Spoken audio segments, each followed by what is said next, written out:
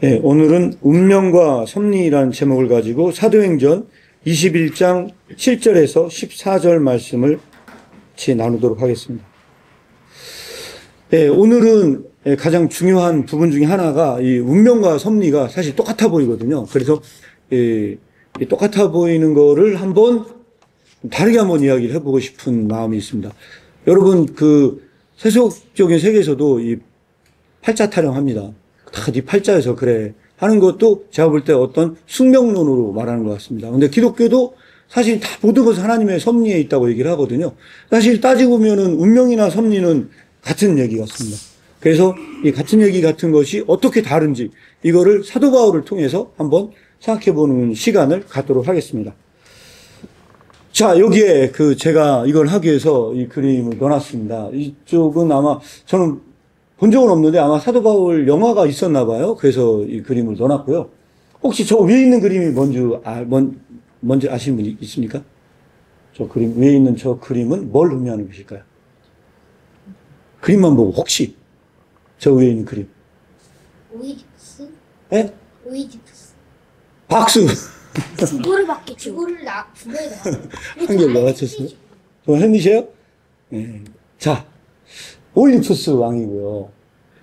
예, 이거는 햄이세요. 그래서 오늘 사실 운명과 이 섭리를 설명하기 위해서 중요한 대화 상대가 오이디푸스 왕도 그 중에 하나일 것 같고요. 햄릿도 그 중에 하나일 것 같습니다. 그래서 오늘 중요한 질문을 드릴 건데요. 사도 바울과 햄릿과 오이디푸스가 어떻게 다른가? 그러니까 이거를 한번 우리가 생각해 보려고 생각을 하고 있습니다. 예, 바울도 너 거기 가면 잡혀가면 죽는다라고 하는 예언자의 목소리를 들었어요. 그리고 오이디푸스 왕도 예언자의 목소리가 있었어요. 그리고 사실 햄릿도 똑같아요. 햄릿도 갑자기 아버지의 유정이 나타나서 사실은 너를 죽인 사람은 지금 왕인 사람이다 라고 하는 거를 이야기를 해줘요. 이게 꿈인지 이게 진짜인지 잘 구분이 안 돼. 사실 그런 모습들이 나타납니다. 그래서 이 셋을 통해서, 새 이야기를 통해서 한번 같이 나눠보고자 합니다. 자, 먼저 여러분들에게 이 말씀을 드리면요. 이 바울은 3차 전도 여행을 갔답니다. 저도 아직 여기는 가보진 않았는데, 혹시, 안디옥에서 출발해서 이 3차 전도 여행이 더베, 루스트라, 안디옥, 에베소 쭉 돌아오는 이 여정이 있었다는데, 여기는 이 나라가 현재 어딘지 아시는 분 있어요? 여기가 터키입니다, 터키. 터키고 배를 타고 넘어가면 저희가 그리스입니다. 그래서 사도 바울은요, 3차 전도 여행을 오늘날로 얘기하면 터키와 그리스를 통해서 고린도를 통해서 다시 한번 내려와서 이렇게 시돈으로 이동하는 중에 있어요. 시돈으로 이동하는 중에 있는데 오늘 말씀을 한번 보면요. 사도행전 20장부터 보시면 더 좋습니다. 제가 다 읽진 않았는데요. 사도행전 20장에 보면요. 이 3차 전도 여행의 여행지가 나와 있습니다. 그 중에서 우리가 주목해서 봐야 될 곳이 있는데 그게 바로 20장 17절입니다. 자, 20장 17절에 보니까 바울이 밀레도에서 사람을 에베소로 보내어 교회 장로들을 청했대요. 자, 어디가 밀레도가 있습니까? 여기에 밀레도가 있어요. 여기 밀레도가 있죠? 그래서 아마 터키 지역의 밀레도로 간 것은 아마 3차 전도 여행의 후반부의 이야기인 것 같아요. 사도 바울의 그의 사역에 거의 아마 말년의 최종점의 사역인 것처럼 보입니다. 그래서 밀레도에 갔는데 아마 사도 바울이 에베소에 있는 그 성도님들이 보고 싶었나 봐요. 그래서 밀레도로 오라고 부릅니다. 그래서 이 불렀을 때 사도 바울은 거기서 그 사람들과 이야기를 나눕니다. 19절에 보니까 또 모든 겸손과 눈물이며 유대인들의 관계로 인하여 당한 시험을 참고 주를 섬겼다. 그분들에게 이야기를 합니다. 유익한 것은 무엇이든지 공중 앞에서나 각 집에서나 꺼림이 없이 너희에게 전하여 가르쳤고 유대인과 헬라인에게 하나님께 대한 회개와 우리 주 예수 그리스도에 대한 믿음을 증거했다 라고 이야기를 합니다. 그리고 22절은 굉장히 중요한 구절입니다. 제 지금 성경에는 뭐라고 나와 있냐면, 보라, 이제 나는 성령의 매임을 받아 예루살렘으로 가는데, 성령의 매임을 받아 예루살렘으로 가는데, 저기서 무슨 일을 만날지 내가 모른다. 내가 여기서 예루살렘을 가려고 한다. 그런데 내가 예루살렘에 가려고 하는 것은 성령의 메인바가 돼서, 내가 성령에 결박돼서 예루살렘에 가려고 한다. 근데 성령에 결박돼서 가려고 하는데 무슨 일이 일어날지는 나는 모른다. 그렇게 얘기를 합니다. 그런데 23절에 보니까 어떻게 되어 있냐면, 오직 성령이 각 성에 내게 증거하여 결박과 환난이 나를 기다린다 하시나. 자, 성령님께서 말씀하시기를 결박과 환난이 기다리고 있대요. 근데 사도 바울은 무슨 일이 일어날지는 모르지만 성령님이 예루살렘을 가게 한대요. 자, 여러분들 20절에는 사도 바울이 이런 고백을 하는 거예요. 그리고 우리가 읽었던 본문의 21절에 한 예언자가 나타나서 절대로 예루살렘에 가지 마라. 예루살렘에 가면 죽는다라고 하는 그 예언자도 성령님의 음성을 듣고 그 이야기를 하는 겁니다. 지금 현재 이 상황은 그렇게 그려지고 있다고 보시면 될 것 같습니다. 그래서 여기서도 그렇지만은 이 사람들과 헤어지면서 사도 바울과 거기 있는 사람들이 다 웁니다. 36장 37절에 보면, 20장 36, 37절에 보면 이 말을 한 후 무릎을 꿇어 저희 모든 사람들과 함께 기도하면서 다 크게 울면서 사도 바울의 목을 안고 입을 맞추고, 아마 여기 있었던 많은 사람들이 이제 사도 바울을 다시는 보기 힘들겠구나 하면 아마 직감했던 것 같아요, 느낌이. 그래서 아마 같이 울고서, 그리고 21절이 시작되는 겁니다. 20절이 시작되는데 여기 있는 사람들도 아까 우리가 읽었던 것처럼 사도 바울이 그들의 대답해서 저희가 어찌하여 울어 내 마음을 상하게 하느냐. 절대로 예루살렘에 가지 마라 하는데 사도 바울은 뭐라고 얘기를 하냐. 그럼에도 불구하고 자기는 예루살렘에서 죽어야 된다는 거예요. 그래서 그 현장을 가야 된다는 거예요. 가지 말라고 울면서 뜯어 말리는데 오히려 사도 바울은 뭐라고 얘기를 하느냐. 너희들이 왜 울면서 마음을 상하게 하냐 라고 이야기를 합니다. 이게 오늘 본문 9절에서 나와 있는 사도 바울의 죽음 앞에서 사도 바울의 반응이었어요. 이 예언자가 얘기했을 때의 반응이었거든요. 자, 그런데 오늘 이 부분에 대해서 이제 오이디푸스 왕하고 한번 설명을 드려보도록 하겠습니다. 자, 오이디푸스 왕 스토리는 혹시 나이나 한결 읽어봤나요? 읽어봤어요? 읽어보진 않았어요? 자, 이 오이디푸스 왕에 대한 자세한 얘기는 말씀을 드리기는 힘들 것 같고요. 오이디푸스 왕의 원래 아버지가 있었어요. 아버지가 있었는데 신탁을 받습니다. 야, 아들이 나면 널 해칠 거야. 저주받은 아들이야. 그래가지고 아들을 갖다 버려요.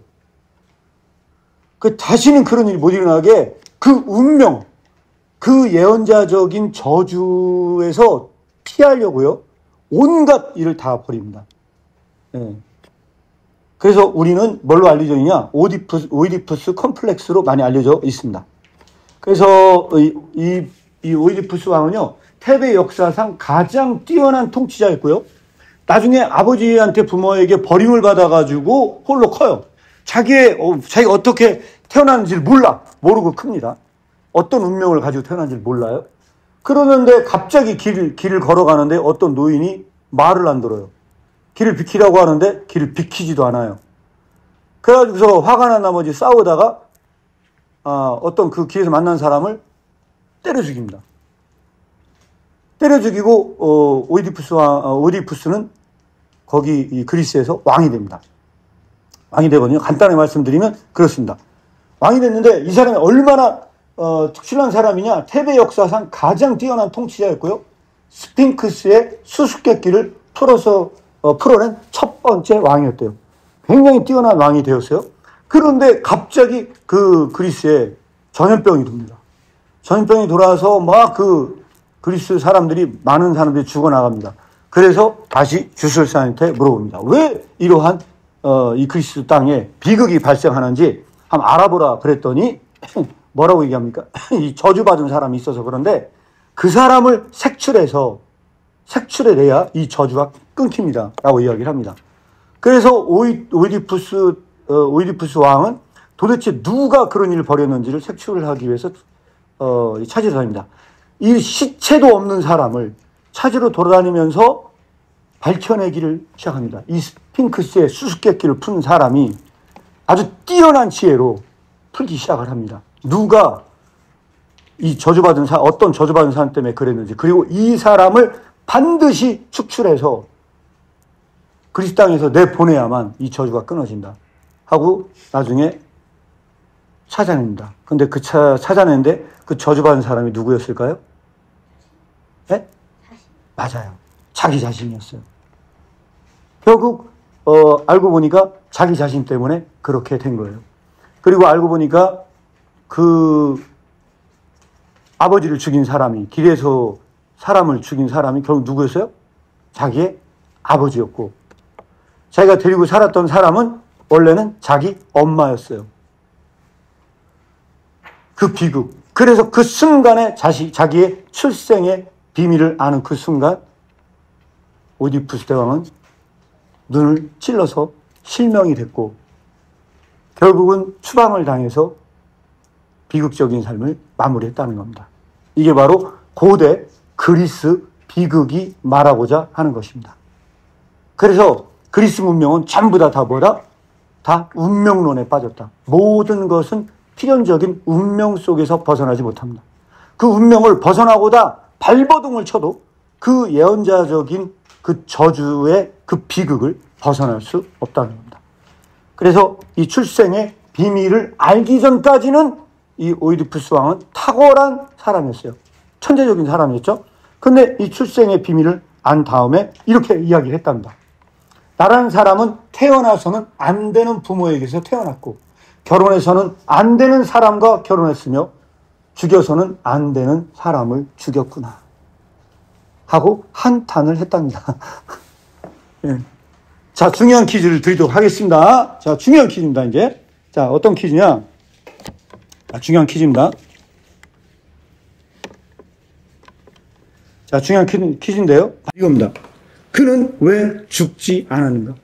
오이디푸스 왕은 차라리 저 상황에서 딱 죽었으면 오히려 덜 고통스러웠을 것 같아요. 그런데 오이디푸스 왕은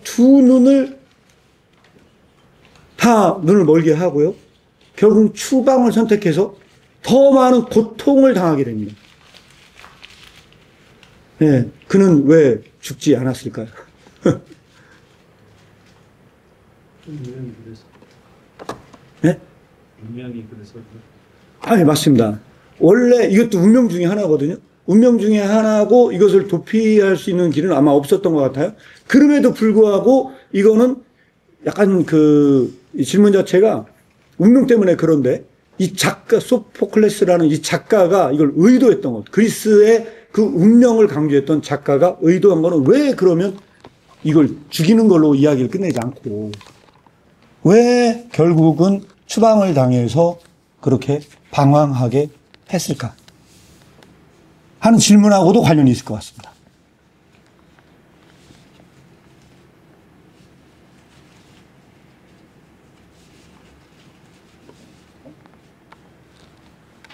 자, 우리 꼬마들 중에 한 명 대답. 왜 죽지 않고 그냥 그렇게 절망적으로 도망다녔을까요? 도피하고 다녔을까요? 이유가 뭐라고 생각하십니까? 어렵죠? 어려운 질문이기 때문에 제가 답을 드리고 넘어가도록 하겠습니다. 오디푸스 왕의 비극은 뭐냐면요. 이거랍니다. 신들의 저주는 단순한 죽음이 아니라 삶 속에서 고통을 동반하는 거래요. 그래서 여기서 이게 더 중요하대요. 죽음보다 더한 형벌은 자기 인식에서 오는 고통이래요. 그리스 비극은 그냥 죽으러 가면 이 고통이 덜해. 그래서 살아가지고 자기 인식 속에서 지속적으로 고통을 받고 죽어가게 만드는 것이 이 고대 이 운명적인 비극을 만들고자 하는 예, 그런 부분들이 있었다고 합니다. 예. 그래서 오디푸스 왕의 비극은 이렇게 설명을 드릴 수 있을 것 같고요. 자, 그런데 사도 바울은 어떤 것 같습니까? 사도 바울은. 자, 사도 바울과의 차이점을 제가 말씀을 드리면요. 아마 이런 것 같습니다. 기독교에서는 죄의 자각이 회개와 구원으로 이어질 수 있지만 오이디푸스는 신들에게서 용서받지 못하고 끝까지 그 형벌을 감수합니다. 예. 그리고 바울의 경우는 죄를 깨닫고 하나님의 섭리 속에서 새롭게 사명을 완수하려 했지만 오이디푸스는 죄를 깨달았을 때 자신의 삶을 완전히 파멸의 방향으로 갑니다. 그런데 이 말은 조금 약간 어폐가 있을 수도 있어요. 어폐가 있을 수도 있는 말인데 그 이유는 이 질문과 관련이 있습니다. 왜 오이디푸스는 기독교적으로 이야기하면 회개를 해야 되는데, 아니면 회개가 아니더라도 적어도 어떤 후회를 해야 되는데 오이디푸스는 회개를 하거나 후회를 하지 않습니다. 굉장히 중요한 건데 왜 오이디푸스는 그렇게 수많은 일을 경험했음에도 불구하고 회개하거나 후회하지 않았을까요?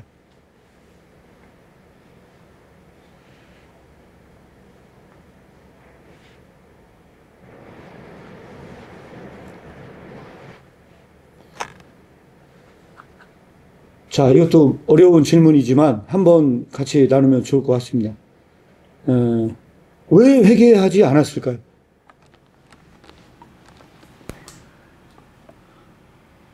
이한결, 왜 회개하지 않았던 것 같아요? 네. 몰라요? 네. 자, 어려운 질문만 해서 미안합니다. 제 생각을 말씀드리면 그렇습니다. 왜 회개하지 않았느냐라고 만약 말씀드린다면요. 그리스는 사실 모든 게 다 운명입니다. 운명이라는 건 뭐냐면 그 사람이 잘못해서라기보다는 너는 그렇게 필연적으로 운명되어졌기 때문에 저는 이 오이디푸스에게는 그런 죄의식이 들어올 수 없다고 저는 개인적으로 생각을 합니다.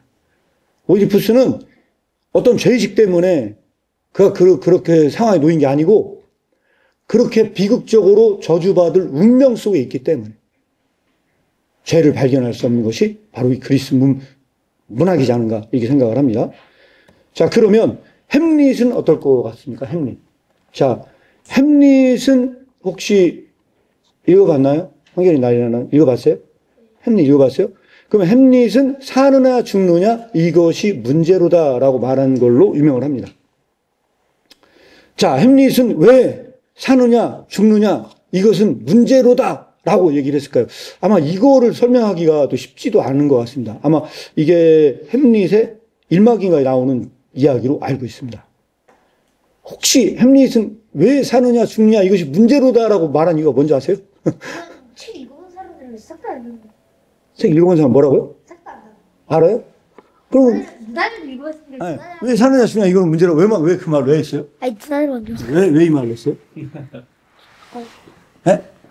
그 죽으면 그 자기 아버지를 죽인 사람한테 복수를 못하고 그러니까 사느냐 죽느냐 그것이 문제라서 한 거 아니에요? 네. 박수 부탁드리겠습니다. 맞아요. 이건 복수하고 관련이 있어요. 복수하고 관련이 있는데 사느냐 죽느냐 이것이 문제로다 하는 말은요. 밑에는 저 말과 관련이 있대요.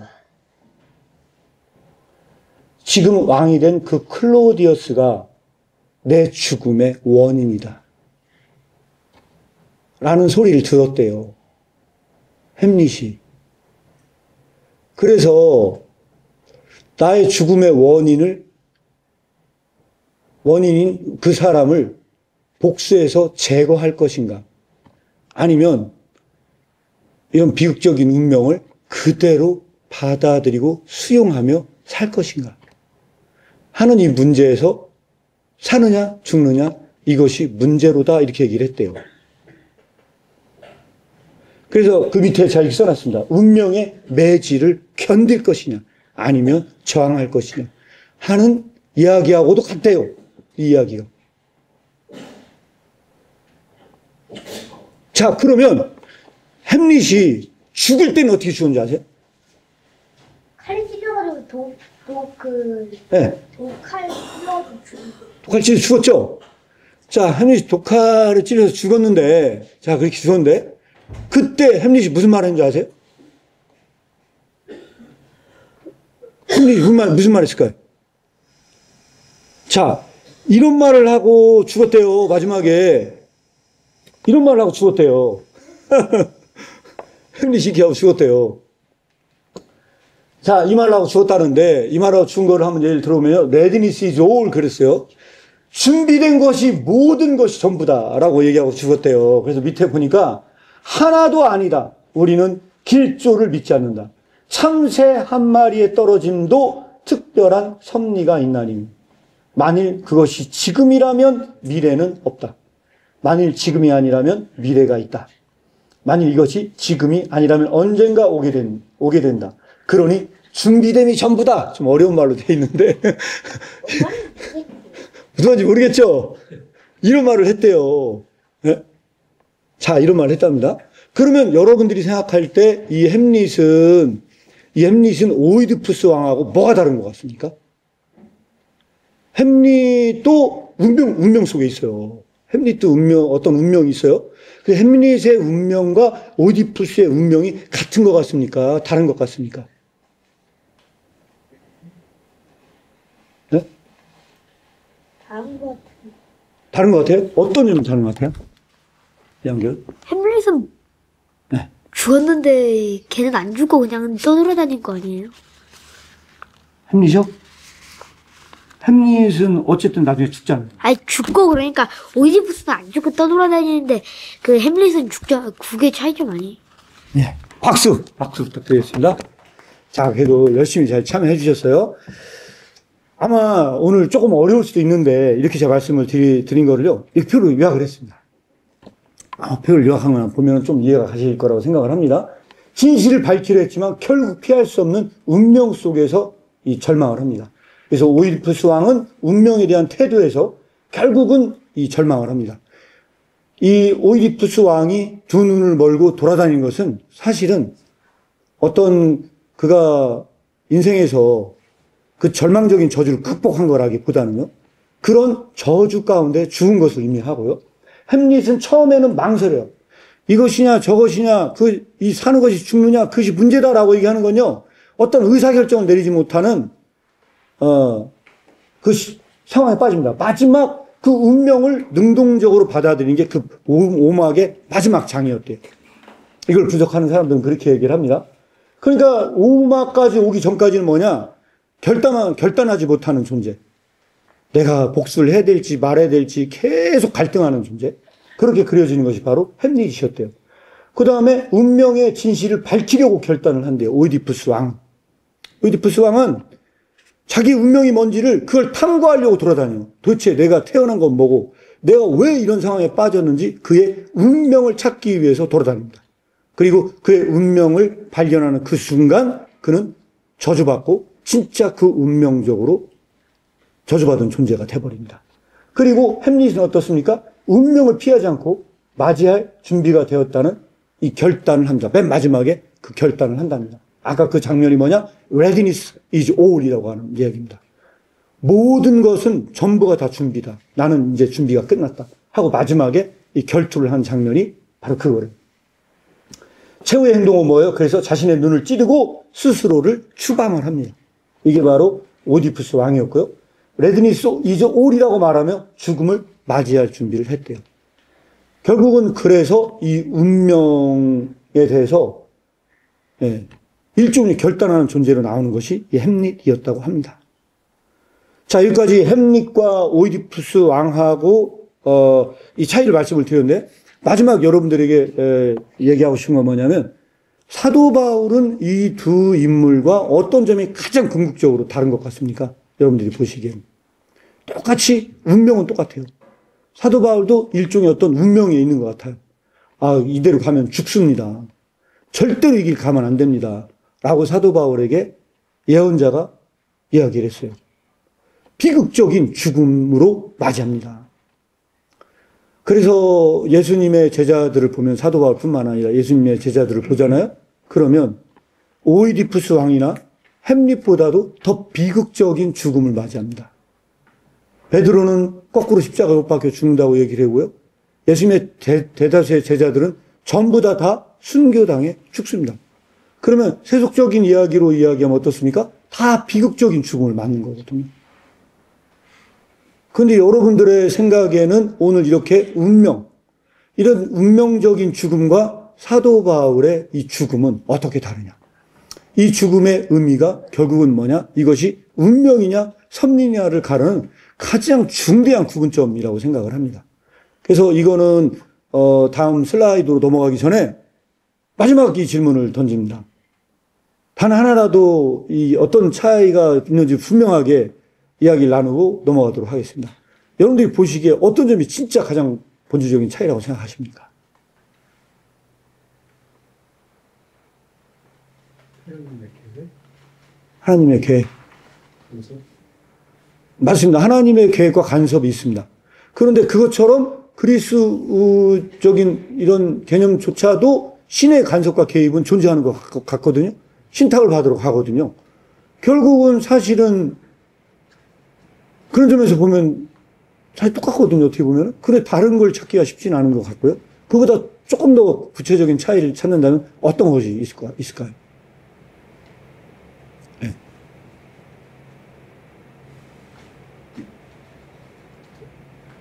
이한결 어떤 차이가 있는데? 나리나라 대답할 수 있을 것 같아요? 하나로 더 이야기해 보세요. 이 오이디푸스와 햄릿 읽어봤잖아요, 그죠? 햄릿과 사도 바울은 뭐가 다른 것 같아요? 자, 하나만 얘기해 보세요. 햄릿의 운명은 복수하는 거고, 근데 사도 바울은, 그게 아닐까. 사도 바울은 그게 아니에요? 네. 맞아요. 진짜 그것도 차이네요. 네, 또 뭐라고요? 죽어도 예수를 위해고 살아도 예수를 위하여 어쩌고 그걸 말했으니까 다른 거 아니에요? 햄릿은 이것이 사냐 죽냐 이것이 문제로 얘기를 했고, 사도 바울은 예? 살아도 주를 위하여 살고 죽어도 주를 위하여 죽는다는 얘기했대요. 박수! 알겠어요? 맞습니다. 그것도 차이일 수 있을 것 같아요. 마지막 나라. 나리말이 맞는 것 같은데요. 말이 맞는 것 같아요? 지금 굉장히 중요한 얘기를 해준 부분들이 있는 것 같아요. 얘기해 준 것 같은데, 혹시 또 다른 차이 말씀해 주실 분 있어요? 여러 명의 동의를 받고 사도 바울은 간 것 같아요. 네. 나머지는 그냥 스스로 판단한 것 같고. 네. 일단은 제가 이 결정적인 건 아니지만 가장 근본적인 차이를 말씀을 드리자면 제 생각이 그렇습니다. 가장 근본적인 차이는 뭐라고 생각하냐면 햄릿은 물론 다를 수도 있어요. 그런데 오이디푸스 왕하고 사도 바울의 가장 근본적인 차이는 역시 이제 그리스 철학은요, 신탁이거든요. 신탁은 항상 직접적으로 이 신과 대면하는 거라기보다는요, 외제적으로 주어집니다. 그 명령이. 누군가가 신탁소에 들어가서 외제적으로 주어진다는 면에서 이게 좀 다릅니다. 그런데 성령님은, 기독교의 성령님은요, 우리 안에 계세요. 그래서 하나님께서 우리에게 주어지는 그 명령은요, 외제적으로 오는 게 아니고 나의 내면성 속에서 하나님의 음성이 들려져요. 하나님께서 뭘 하라고 하는 그런 선지자적인 사명은 안에서 주어져요. 그런데 예언자가 성령님의 음성을 밖에서 들을 수 있어. 신탁소에서 그 신탁을 받는 것처럼 밖에서 주어질 수 있어요. 그런데 그거는 믿는 자가 따라야 될 음성 같지는 않습니다. 그래서 저는 제 개인적인 물론 의견이지만 자꾸 어디 기동 같은 데 가가지고 기도받고 막 그런 예언자적 음성을 듣고 그거를 따르려고 하는 거는 좋은 신앙 같지는 않다는 생각은 저는 듭니다. 왜? 하나님께서 직접적인 하나님과의 교제 속에서 내가 어떤 해야 될 사명을 부여받는 건 굉장히 기독교적인 거거든요. 그런데 그렇지 않고 자꾸 누군가를 의존해서 밖에서 예언자적인 음성을 듣고 그걸 따라간다고 하면은 오이디푸스 왕과 다를 것이 별로 없다. 이건 똑같은 거다라고 하는 부분들에 대해서 우리 명확하게 구분할 필요가 있다는 거고요. 그 다음에 햄릿 같은 경우는 어떻습니까? 근데 햄릿은 밖에서 주어진다기보다는 사실 내면의 음성처럼 주어져요. 그런데 햄릿은 좀 이상해요. 이게 하나님의 음성이라기보다는요, 약간 무슨 꿈 같은 느낌이에요. 저도 뭐 자세하게 읽어보진 않아서 모르겠지만, 내용을. 근데 그 드는 음성이 고스트, 하나님은 아니고, 웬 고스트 같은 음성이에요. 그래서 고스트 같은 게 들려와서 신뢰할 수가 없는 거예요. 이게 마치 꿈을 꾼 것 같아. 그래서 이게 진짜 꿈인지 생진지 잘 모르겠어요. 그래서 이거를요, 확인하는 절차를 갖습니다. 명확하진 않아요, 이게. 진짜 아버지가 나타나서 이야기를 한 건지 내가 꿈을 꾼 건지 모르겠어. 그래서 이 햄릿이 하는 행동들은요, 오이디푸스 한 거랑 똑같아요. 내가 내면적으로 들은 그 유령 같은 음성이 진짜인지 가짜인지를 입증하러 돌아다닙니다. 이게 진짜인지 가짜인지를 모르겠어. 그래서 헷갈려. 너무나 정신이 혼란스러워요. 그래가지고서 이거를 언제 확신을 하게 됩니까? 연극을 해요. 연극을 하는데 독살해서 죽는 연기를 해요. 그래서 그 연기를 하는 모습을 클리오디어스 왕인가가 보게 해요. 근데 보는 그 순간 딱 보다가 나가요. 그걸 딱 보고 심증으로 생각이 들어요. 아, 내가 이게 꿈이 아니고 진짜구나. 뭐 약간 이제 그런 식으로 하면서 그거를 검증해 나가는 과정을 거친다는 점이 다릅니다. 근데 사도 바울은 어떻습니까? 아까 제가 20장에 미리 보여드렸죠? 사도 바울은 예언자의 음성을 듣기 전에 이미 20장의 마음으로 성령님의 내가 매임을 당해서 예루살렘으로 간다 하는 이 내면성 속에 내가 가야 할 사명을 이미 부여받습니다. 이게 근본적인 저는 차이라고 생각을 합니다. 또 어떤 차이가 있을 것 같습니까? 여러분들 생각하시기에 이거 말고 지금 말씀드린 거 이거 말고 사도 바울은 어떤 점이 또 궁극적으로 다른 점은 이거보다 더 중요한 차이점이 하나 있다고 생각을 합니다. 더 궁극적인 차이는 이것은 아니고 저는 이게 이제 약간 주변적으로 정리해서 말씀을 드리자면 말씀을 드릴 수 있을 것 같고, 사도 바울은 힌트를 드리자면 죽음 앞에서 분명히 다르다고 생각을 합니다. 이 죽음 앞에서.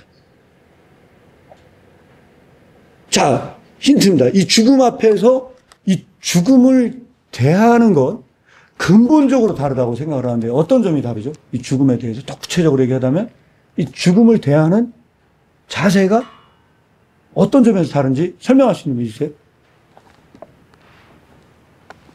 저는 이게 운명과 섭리의 가장 어쩌면 근본적인 차이일 수도 있을 것 같아요. 있을 것 같거든요. 네, 제가, 네, 혹시 한번 말씀해 주세요. 바울은 네. 뭐 미라엘처럼 자기 죽음이 자신이 끝나는 게 아니라 희생해서 그 예. 계획을 이룰 수 있는 예. 빛소금 역할. 예. 저 두 분은 그냥 자신이 죽으면 자신으로 끝나는. 네. 굉장히 중요한 말씀을 해주셨습니다. 그럼 역으로 제가 이런 말씀 한번 드려볼게요. 만약에 오이디푸스 왕이 사도 바울처럼 너 예루살렘 가면 죽는다라고 신탁을 받았다고 한다면 오이디푸스 왕은 어떤 결정을 내렸을까요? 그걸 한번 생각해 보시면 될 것 같습니다. 오이디푸스 왕은 어떤 결정을 내렸을 것 같습니까? 피하려고 뭐. 맞습니다. 이 그리스적 운명은 뭐냐면요. 그리스적 문학에서 가장 중요한 건 그 운명을 회피하려고 합니다. 운명을 회피하려고 모든 노력을 다하지만 결국 그 운명대로 돌아간다는 거예요. 아마 그는 피했을 거예요. 이게 죽음을 대하는 그 태도에서 근본적인 차이점이 있다고 봅니다. 그러면 햄릿이 만약에 그런 음성을 듣다면 어떨 것 같습니까? 햄릿은 어떻게 했을 것 같습니까? 햄릿은 어떤 방향으로 움직였을까요? 만약에 이거를 조금 더 우리가 생각해 본다면 햄릿은 어땠을 것 같습니까? 예루살렘에 가면 죽어 하고 예언자의 음성을 들었다면. 맞습니다. 햄릿은 이게 진짜야 하고 아마 계속 아마 확인을 달았을 것 같아요. 네, 확인을 달았을 것 같아요. 그래서 제가 미리 그걸 읽어드린 이유는 뭐냐면, 그런데 사도 바울은 달랐어요. 사도 바울은 예언자의 음성을 듣기 전에 이미 20장에 성령님의 메인받아서 네가 어떤 일이 벌어질지는 모른다. 하지만 너는 예루살렘에 가야 한다. 라는 이 사명자의 음성을 들었어요. 그때 그는 아무리 예언자가 와가지고요, 비극적으로 죽습니다. 절대 가지 마십시오. 하고 매달리면서 웁니다. 거긴 사람들이. 매달리면서 울어도 사명자는 회피하지 않습니다. 이게 섭리입니다. 섭리. 하나님의 계획의 섭리는 그 결단을 바꾸지 않습니다. 그런 운명의 목소리를 듣는다 하더라도 그의 결단을 변경하거나 수정하지 않습니다. 이게 바로 섭리와 운명의 가장 근본적인 전 차이라고 생각을 합니다. 그래서 운명을 믿는 사람은요, 가장 큰 특징이 있어요. 운명론에 빠진 사람의 가장 큰 특징. 돌이키면 과거는 다 운명이에요. 미래는 항상 불확실해. 그래서 운명론을 믿는 사람은 미래를 바라보면서도 벌벌 떨어요. 그래서 항상 뭐냐? 점을 치러 다녀요. 그래서 그가 불안 속에 있다는 걸 어떻게 할 수 있냐? 그는 반복적인 점을 쳐요. 반복적으로. 그 점괘에서 벗어날 수 없어요.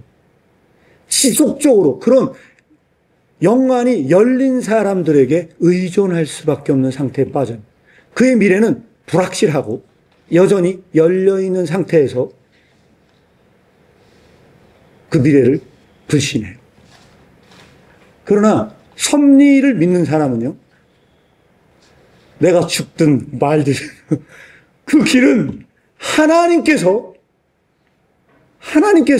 올바로 하시리라는 미래에 대한 확신과 신뢰 가운데 그 길을 걸어갑니다. 이게 바로 섭리를 대하는 사람은요, 그 미래에 대해서 불안해하지 않습니다. 이게 가장 근본적인 차이지 않겠나. 이게 생각을 하면서 제가 마지막으로 표를 정리를 이렇게 넣어놨습니다. 표를 이렇게 정리를 넣어놨는데, 그래서 고대 이 비극입니다. 오디푸스 왕은 고대 비극이고요. 이 고대 비극은 운명론적 비극이다. 이렇게 정의를 내렸고요. 그 다음에 햄릿은 현대적인 비극이다. 이 셰익스피어의 비극은 좀 다르다. 고대 비극과 어떤 점이 다르냐? 이거는 반성적인 운명론이라고 보시면 될 것 같고요. 그래서 이거는 계속 생각하는 어떤 운명론이다. 사도 바울은 기독교적인 실종이고 이것이 바로 섭리의 신앙이다. 그래서 운명의 본질은 신탁에서 결정이 되고요. 이거는 운명은 어떻게 결정이냐? 개인의 고뇌 속에서 결정이 돼요. 이거는 하나님의 섭리 속에서 선택돼요. 운명에 대한 태도를 보면은 운명을 피하려 하지만 결국 절망 속에서 그 운명에 굴복할 수밖에 없어요. 그런데 햄릿은 운명을 반성하며 고민하지만 마지막 순간에는 그 운명을 받아들여요. 사도 바울은 섭리를 신앙 속에서 능동적으로 선택을 한다. 그래서 오디푸스는 그 비극의 핵심은 인간이 신의 계획을 거스를 수 없다는 거고요. 그 다음에 햄릿은 운명에 대한 지나친 반성이 행동을 방해해. 그래가지고서 내가 그런 운명인지 아닌지 잘 모르겠어. 그래가지고 그거를 검증하고 확인하는데 대다수의 시간을 보내요. 그래서 햄릿형 인간은 행동하지 못하는 인간입니다. 끝까지 행동을 못하다가 맨 마지막 가서 너무나 많은 고뇌 속에 모든 에너지를 고뇌하는데 다 보냅니다. 이게 바로 햄릿형 인간이라고 보시면 될 것 같아요. 그런데 신앙을 통해서 이 비극을 초월합니다. 그래서 이것은 비극이 아니에요. 기독교에서는 이게 비극일 수가 없는 이유가 신앙 안에서는 비극적인 죽음을 맞이하지만 그 죽음은 절대로 비극적이지 않다는 게 굉장히 중요합니다. 이런 부분들이 있고요. 그래서 최고의 선택은 스스로 눈을 찌르고 절망 속에서 떠납니다. 그리고 readiness is all이라고 말하며 죽음을 맞이할 준비를 하고 그것을 받아들입니다. 그리고 나는 선한 싸움을 싸웠다 라고 신앙 속에서 길을 마칩니다. 그래서 이 말을 한 게 아마 정확하진 않은데 디모데 후서인가요? 디모데후서 4장 7절에 나옵니다. 디모데후서 4장 7절에 보면은 이 사도 바울의 말년에 뭐라고 하냐? 내가 선한 싸움을 싸우고 나의 달려갈 길을 마치고 믿음을 지켰다. 이게 사도 바울이 죽일 때 고백이에요. 비극적으로 오디푸스처럼 이런 것도 아니고 햄릿처럼 얘기하는 것도 아니고 결국은 이 죽음을 본인이 선택한 거거든요. 이 죽음을 회피할 수 있는 기회도 있어. 그러나 이 섭리 가운데 사도 바울은 그 자신의 죽음을 그가 선택을 합니다. 그래서 그 선택을 했을 때 궁극적으로 나의 선한 싸움을 싸우고 나의 달려갈 길을 마치고 내가 믿음을 지켰으니 이제후로는 나를 위하여 의의 면류관이 예비되었으므로 주 곧 의로우신 재판장이 그날에 내게 주실 것이니 내게만 아니라 주의 나타나심을 사모하는 모든 자들에게 주어질 면류관이다 라고 하면서 그는 죽어요. 결과는 운명에 의해서 패배가 돼. 그는 결국은 루저가 되는 거예요. 그런데 반성 속에서 행동하지만 너무 늦어. 그 행동이 지연돼서 나타나. 햄릿은요. 그런데 사도 바울은 어떻습니까? 신앙 속에서 승리하며 그 의미를 완성한다. 이게 기독교적인 저는 이 사도 바울의 삶이라고 생각을 합니다. 네. 자, 우리는 여기까지 이 새 이야기를 한번 살펴보았습니다. 여러분들은 어떤 인생이 멋있는 삶이라고 생각을 하십니까? 저는 이 사도 바울이야말로 얼마나 멋있는 삶을 산 겁니까? 그런데 사도 바울의 생애를 생각해 보세요. 이 가말리엘의 이 제자, 어마어마한 세계적인 석학이 될 사람이 나의 이 모든 지식을 예수 그리스도를 위해서 전부 다 배설물로 여긴다 하면서 세속적인 세계의 모든 영광과 명예를 다 포기하고 세속적인 세계에서 환난과 핍박을 당하는 것을 즐겨 여겨요. 그래서 사도 바울의 삶을 보면요. 나의 모든 삶은 환난과 고난뿐이었다. 그러면서 그런 얘기를 합니다. 나의 잠시 받은 환난을 영원한 영광과 비교할 때 이거는 아무것도 아니다.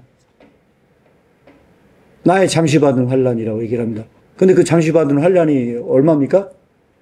이틀이었나요? 3일이었나요? 날짜 계산 정확히 해보지 않았는데 예수 그리스도를 믿고 나서 약 20-30년 동안의 환난입니다. 그의 남은 예수를 믿은 그 모든 생애는 다 환난이었습니다. 근데 그 환난을 뭐라고 얘기합니까? 나의 영원한 그 영광의 무게와 비교해 볼 때 나의 이 환난은 경하다. 아무것도 아니다. 이게 바로 사도 바울의 고백이었고요. 결국 그는 죽을 때 이렇게 나는 선한 싸움을 다 싸우다 죽는다 하는 이 사도 바울은요, 그 비극적 죽음을요 절대로 회피하지 않았다는 겁니다. 그것을 그대로 수용하고 받아들였다는 겁니다. 저는 믿음의 경건의 훈련이라고 하는 건요, 기독교의 삶은요 날마다 죽는 경건의 훈련을 한다고 생각을 합니다. 자, 미래에 죽을 때 그 죽음을 두려워하지 않는 이유는 사도 바울은 날마다 죽노라라고 얘기했어요. 날마다 죽노라. 그것은 뭡니까? 믿는 자는요, 매일에 날마다 죽음 앞에 서서 그 죽음의 훈련을 합니다. 그랬을 때 그가 진짜로 죽음을 맞이할 때 전 담대히 그 죽음을 맞이할 수 있다고 생각을 합니다. 이것이 바로 기독교고요. 그래서 기독교는 사실 섞여 있습니다.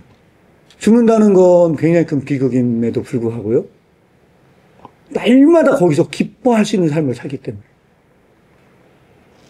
저는 이 기독교는 항상 이 비극과 희극이 약간 섞여 있는 이상한 게 저는 기독교라고 생각을 합니다. 어느 하나만 존재하면 그것은 뭔가 문제가 있다고 생각을 해요. 그래서 옛날에 제가 재미나게 읽었던, 대학생 때 읽었던 글이거든요. 어떤 신부님이 썼던 글인데, 어떤 그 세계 여행을 하면서 아름다운 자연을 보는 사람이 그 자연을 보고 굉장히 기뻐한대요. 와, 대단하다 하고 기뻐한대요. 그 대단하다 기뻐하면서도 갑자기 슬픔이 밀려든대요. 갑자기 슬픔이 밀려든대요. 왜 슬픔이 밀려드느냐? 이 아름다운 것을 보는 그 순간에 그 슬픔이 밀려든 사람, 누구한테 그 슬픔이 밀려드냐면요. 사랑하는 사람과 이 광경을 함께 하지 못했다는 슬픔이 온대요. 아, 내 사랑하는 사람이 이 자리에 함께 했으면 하는 그 순간에 갑자기 그 희열 속에 슬픔이 내재가 된다는 거예요. 이게 기독교입니다. 기독교는 사랑하기 때문에 이런 일이 벌어지는 겁니다. 그래서 두 가지의 감정이 항상 믹싱되어 있는 것이 저는 기독교라고 생각을 합니다. 여러분들은 어떻습니까? 그래서 이 슬픔은 저 고대 그리스 사람들이 이 겪는 그 슬픔과는 근본적으로 차원을 달리합니다. 저기서 가지고 있는 그리스 비극의 그 카타르시스 효과라고 보통 얘기를 하죠. 그래서 심리 치료에서도 이런 비극을 가지고 치료요법에 씁니다. 울면은 정신적으로 치유가 된대요. 기독교는 그런 거하고는 약간 좀 내용이 좀 다른 것 같습니다. 사도 바울의 이러한 그 준비된 삶, 우리가 묵상했던 이 섭리 신앙이 카리스 교회에 함께하고 있는 성도님들 가운데 날마다 함께하기를 축복합니다. 모든 사람들은 사실은 인생이 어디로 갈지 아무도 알지 못합니다. 그래서 그 미래를 생각해 보면 항상 불확실합니다. 이 불확실한 이 미래를 가지고 똑똑한 현대인들은요, 챗 GPT를 발견하고 인공지능을 발견해서 미래를 예측하려고 합니다. 근데 그 미래를 예측하려고 하는 것도 궁극적으로 그 미래를 신뢰할 수 없기 때문에 그들은 그게 예측된 미래가 아니면 한 발짝도 내디딜 수가 없습니다. 누가 이 미래를 강력하고 용기 있게 한 발짝을 내디딜 수 있느냐? 그것은 하나님의 계획과 섭리를 믿은 자만 그 불확실한 미래에 점프해서 발을 내디딜 수 있다고 생각을 합니다. 여기 계신 모든 분들이 확률 통계적인 지식이 없더라도 예언자적 통찰이 없더라도 사도 바울처럼 성령님을 의지하고 그 미래를 내딛는 신앙을 갖기를 축복합니다. 말씀을 마치겠습니다.